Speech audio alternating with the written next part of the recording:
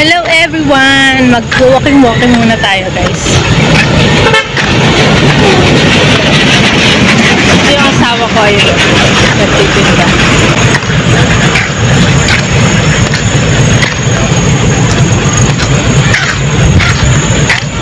Uli-uli tayo, guys. Ang ganda na ang tanawin nito. Ayun. Ganda ng tanawin, guys, oh. Maganda lang panahon kasi ngayon.